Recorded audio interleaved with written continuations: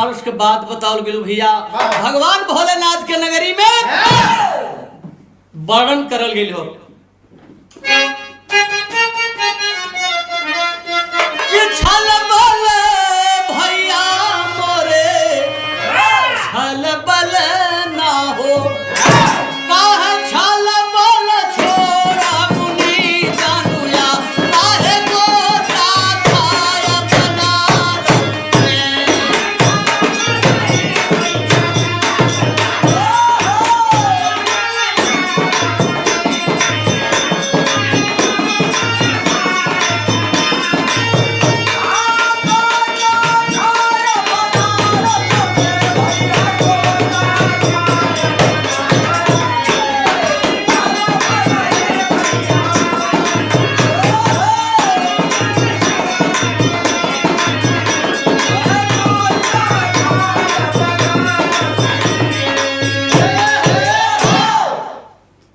ऐसा प्रसिद्ध भगवान भोलेनाथ के नगरी जौने में की साधु सन्यासी मुनि ऋषि सब लोग आवलन और सब लोग हरिश्चंद्र मणकरिका सारनाथ दुर्गा जी दर्शन करके तभी जालन भैया लेकिन आगे कजरी बताओ गे बात जानो अरे पूर्व गुंढेला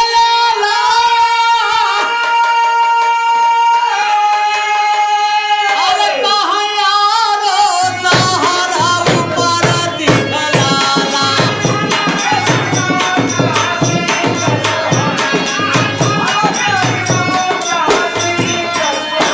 अरे झलक सुनो काशी का सुहाना कि कदा वहाँ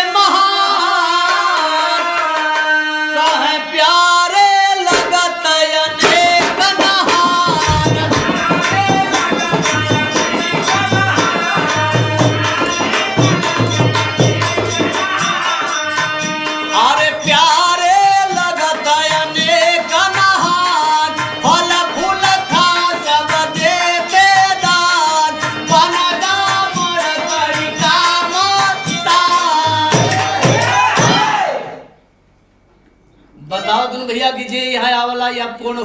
तर के तबे जाला। यही ट्रेन लोगन के बढ़िया सा रहे के सहे के ठिकान मिलेला, घूमे टहरे के पर्यटक स्थल मिलेला। लेकिन और का कवि जी लिखलन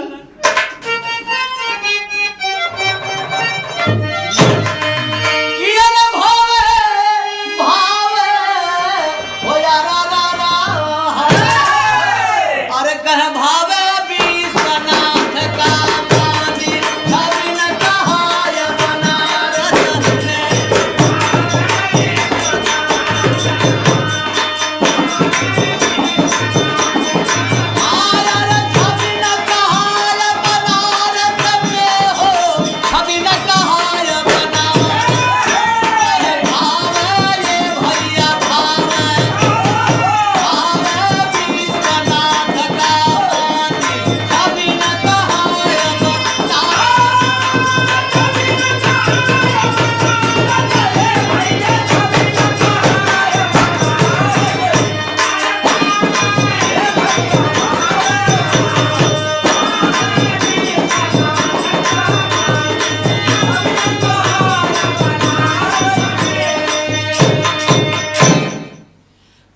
माधव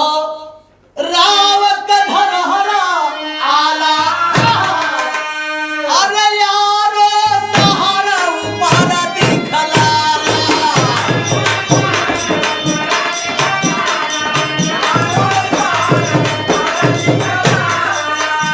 अरे राजघाट का मूल सुहाला